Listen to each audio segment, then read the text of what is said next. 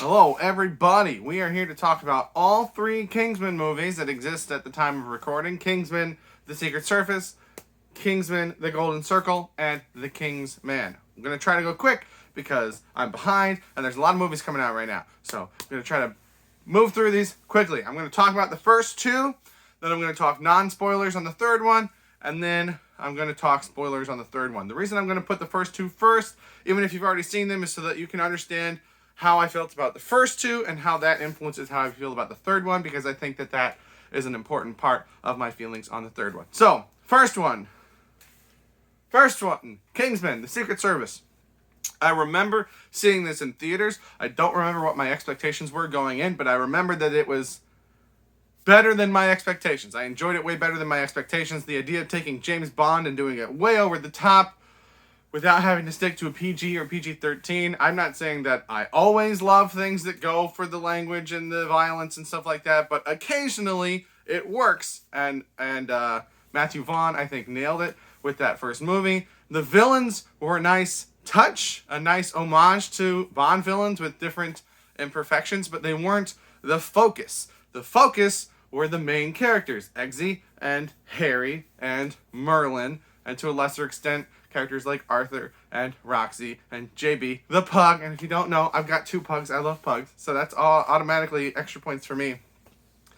But the focus was on the characters. And you actually care about the characters and the characters' interactions with each other, the characters' growth throughout the movie. That's the strength of that movie.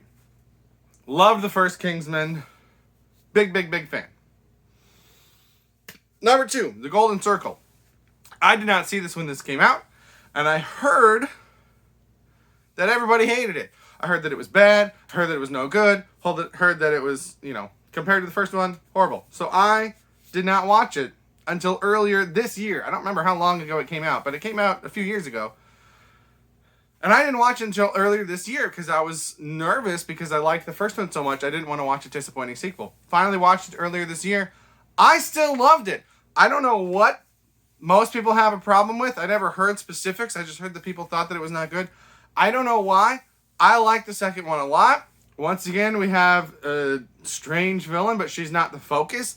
The focus is on the returning characters of Eggsy and Merlin and Harry eventually, and trying to get Harry back. But also some new characters like Tequila and Ginger Ale and Champ and I think Whiskey is Pedro Pascal's character's name. And again, the interactions between them and why do we care about them, and especially after Harry begins to come back, and it's the relationship between Eggsy and Harry, and that drives the second half of the movie. And then, man, that scene where Merlin sings Country Roads, Take Me Home, Country Roads, whichever the title is, when he sings John Denver right before sacrificing himself. After watching that movie, I watched that scene probably 20 times. I loved it so much. It was so well done. And part of why it has the impact that it is that it's a serious scene, but it doesn't take itself too seriously. And that's a tough line to walk. But it does this stupid, silly thing with him singing this song in this very emotional moment, but you still feel that emotion. The comedy of it doesn't take it away, it heightens it. So, second one, big fan, loved it, liked seeing people like Channing Tatum in that universe, seeing the gadgets and stuff with Pedro Pascal's lassos, great. Still on board. Now we get to the third one. So, my non-spoiler thoughts are that it is not hardly anything like the first two Kingsman movies. These two are very much about the spy world and gadgets and things like that. The new one has those elements, but they are not the focus. This new one is much more a war film and feels much more similar to something like 1917 than it does to Kingsman. You have no returning characters. And so all of the emotion that we've built up with Eggsy and with Harry and with Merlin and the Americans, that's not there. I did not connect with the characters in The King's Man hardly at all, for various reasons that I might get into later. But I didn't have the character connections. It takes place in 1920 for the most part, so I understand there's limits to what you can do with the gadgets, but there are very few gadgets. There are a few nods and callbacks to things that would become standard in the world of Kingsman, but I mean, all you gotta do is play some Assassin's Creed games to figure out some ideas for cool gadgets that you could do with this limited technology, and they don't do very many. That's a big part of it for me, right? I realize not everyone is going to have the same things that they look for in a Kingsman movie as I do. But I would say my biggest problem with The Kingsman is that it's boring. It's super boring. It's not funny. There's not a lot of cool gadgets. I don't care about the characters. And this movie cares way too much about the villain. And the villain was never the point of the first two. It was just a fun addition. This one, the villain is like the focus. And it's so weird. So I was not a fan of The Kingsman. And I'm going to introduce you all to my own custom movie rating scale. I've been using this personally for a couple of years. I've never mentioned it in my videos, but I think I'm going to start doing that from now on. So my scale is a 7-point scale, but it's not necessarily worst to best. It's based on expectation. As I say in so many videos, my enjoyment of a film is based on what my expectations for that film are. So if a film perfectly meets my expectations, that's exactly what I thought it would be, that's exactly what I wanted it to be, it gets a 4. Met my expectations. 4 is not bad. 4 is the goal. If it exceeds my expectations, depending on how far above it exceeds, it could get a 5 or a 6 or a 7. So something like Avengers Endgame, which I have massive expectations for, but still shatters those expectations, that would get something like a 7. Whereas something else like, say, Last Night in Soho, where I wasn't sure what to expect, and the movie was better than I expected it to be, but not necessarily amazing, that might get a 5 or a 6. Does that make sense? Then on the other side, we have 1, 2, and 3. These are for when they failed my expectations. Now, 2 and 3, that's more for when the movie itself isn't bad. It's not poorly made. It doesn't have huge errors. It's just not what I was expecting. So that might be something like Malignant, which I was expecting to be a horror movie, and it really wasn't a horror movie. I can't remember the name of it, but that movie with Steve Carell where he was playing a bunch of action figures. That one, I think I gave a 3, a 2, or a 3. And a 1 is reserved for movies that are just absolutely terrible in every way, that I can't comprehend anybody enjoying. 1s are pretty rare. 7s are rare, and 1s are rare. So, we're looking at this chart. First Kingsman, I can't remember exactly how excited I was for it going in, but it would have been a 5 or a 6, because I remember it exceeding my expectations. Second Kingsman, my expectations were low, so that would be a 6, for sure. The Kingsman, it's gonna be a 2. It's gonna be a 2. Not only did it fail to meet my expectations, it wasn't, like I said, it wasn't made poorly, but a lot of the stuff just doesn't make sense, or it's I don't understand why they made the decisions that they made. So, those are my non-spoiler thoughts. Let's get into spoilers moving forward for The Kingsman. I was happy. I was happy when the kid died. That is a bad sign of your movie. When the main character that you're trying to make me like the whole movie dies, and I'm like, yes, finally, let's move on. That's a bad sign. I didn't like the kid. I didn't like the dad. The villain, they put so much work into this villain reveal, and quite a while before it was revealed, I was like, just thinking through the characters, I'm like, there's only one character that this can be, right? There's only one character that it would make even a little bit of sense that it could be. I don't remember his name, but it was the guy who it was. I was correct.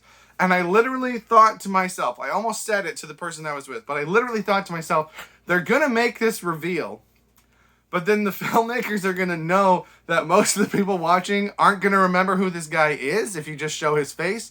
So they're going to go back and replay scenes from earlier in the movie that show him in the background, like Puss in Boots style with Humpty Dumpty. I know other movies have done that also. I don't know why that's the first one I thought of. But I literally called that whole thing, and that's exactly what they did. They revealed the guy's face. He looks similar to the guy because he's the same guy, but he's just not a very distinctive looking person. And he's got a shaved head normally, and then throughout the movie when he's been in disguise, he's been wearing a wig. And it does exactly that. It goes back and it shows all these different scenes that he was in, and it was just... I'm not someone that normally figures stuff out ahead of time, but that was so easy to figure out. And the fact that you have to go back and show who he is in order for the audience to understand who he is means that you don't have to hide him the whole time. The whole time they keep him in these shadows and in this darkness, and they show him from behind, and it's really awkward, and it's a weird focus for the movie. But it also just doesn't make sense. If he's having a meeting of all his lieutenants or whatever, why is he going to be in darkness? Right? Doesn't he want, shouldn't... It makes no sense. And it's only done for the reveal, which is dumb and stupid and pointless. The dad character is frustratingly out of touch. Of course, your son is going to go and do something stupid when you refuse to allow him to make his own decisions. So, that's totally on you. There are elements of Kingsman in this. We get the gun sword. That's used twice. Should have been used way more. We get the knife in the shoe. That doesn't really end up being very useful, but there's a nod there. We get these little nods. We have the guy in the White House who works for Statesman. That's a little nod. But, these nods, they don't go anywhere, and they don't do anything. So they're the wrong kinds of nods. They're the wrong kinds of fan service, where you put them in to be like, hey, remember that thing? But they don't actually do anything for the plot. They're not relevant. They're not important. This movie is not a Kingsman movie. It's something else that somebody sprinkled some Kingsman elements into and said, oh, well, let's just put it with this other franchise. And it's not good. Just one of the few very stupid things that come to mind is at one point they need to get on top of this very high plateau, to which the only access is this man-powered lift. And the process by which they get there is flying a plane above it, jumping off the plane by using a parachute, which counts as a gadget in this movie because that's how old it is. Parachute is not a gadget. And then the plane just flies off because he jumps out of it and crashes, right? Or whatever. He takes over the lift. He gets the other people up. But they have to break the lift during the process. So then at the end of the movie, they're like, how do we get down? And they don't show that. They don't explain that. Why did you have to jump out of the plane? Why couldn't you have landed the plane on the plateau and then taken care of everything and then fly the plane off? Why did you need to jump off using a parachute? It makes absolutely no sense. And then it doesn't matter that they did that because it cuts away and they get down off screen and it's not explained. It's so bad. The movie was not poorly made, which is why it didn't get a 1. But things like that make no sense. Things that happen only because they need to force this into the Kingsman box and tick the different boxes. It's not a good movie. I didn't enjoy it. Like I said, it's more like 1917, but you don't care about the characters, so you don't care what happens to them. The trailers play up Rasputin as the main villain. He is not. Also, they actually give him magical powers in this movie, which is not explained. But whatever. I'm I'm going to ramble from now on, so I'm going to end this here. The Kingsman did not enjoy. Those are my thoughts on all 3 Kingsman movies. Let me know what you think down in the comments, but that's what I think. Thank you very much for watching. Have a good day.